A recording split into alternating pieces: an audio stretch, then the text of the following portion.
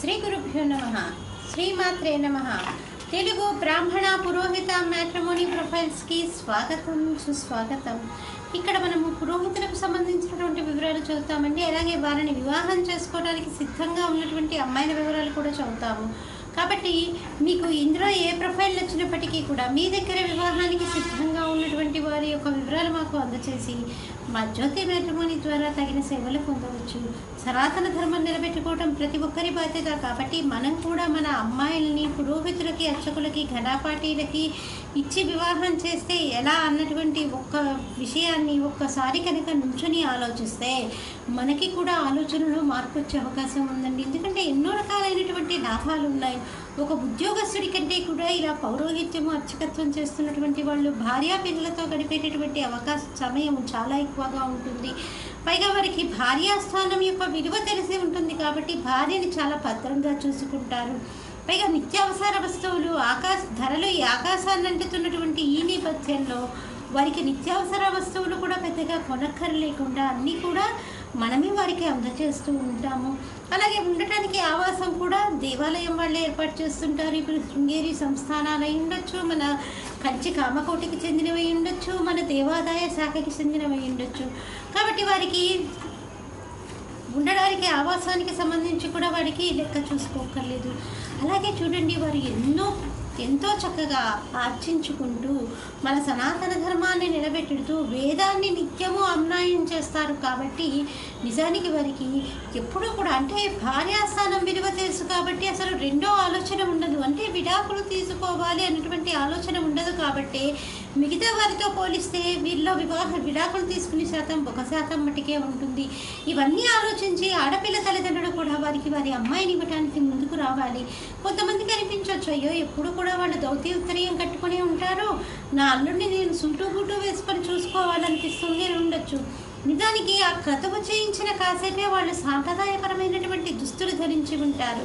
మిగతా సమయాల్లో suit boot వేసుకొని తిరుగుతున్నటువంటి వాళ్ళని ఎంతోమందిని మనం చూస్తున్నాం. కాబట్టి ఇవన్నీ ఆలోచించి అమ్మాయిల తల్లిదండ్రులు ఒక్క నిమిషం కనుక మన అమ్మాయిని ఇలా ఇస్తే ఏంటి అని ఆలోచిస్తే త్వరగా వీరికి కూడా వివాహాలు అవుతాయి. మనం కూడా మన సనాతన ధర్మం నిలబెట్టుకోవడంలో ఒక చెయ్యి వేసిన వాళ్ళం అవుతాం. ఆ పుణ్యం ఎక్కడికి పోతుంది, కొన్ని తరాల వరకు ఆ పుణ్యం మనల్ని రక్షించి తీరుతుంది.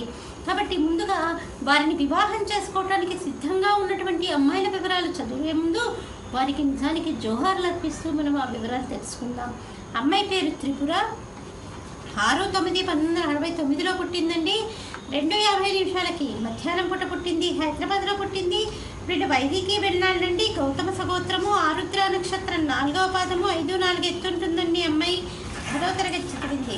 మీరు కాంటాక్ట్ చేయాల్సినటువంటి మా టెలిఫోన్ నెంబర్ 8125126333ని సంప్రదించగలరు. అమ్మాయి పేరు మాధవి. 31/7/1995 పుట్టింది. వీళ్ళది భారద్వాజ సగోత్రం అండి. పుబ్బా నక్షత్రం 4వ పాదము, 5-4 ఎత్తుంటుందండి. అమ్మాయి బీకామ్ చదివింది.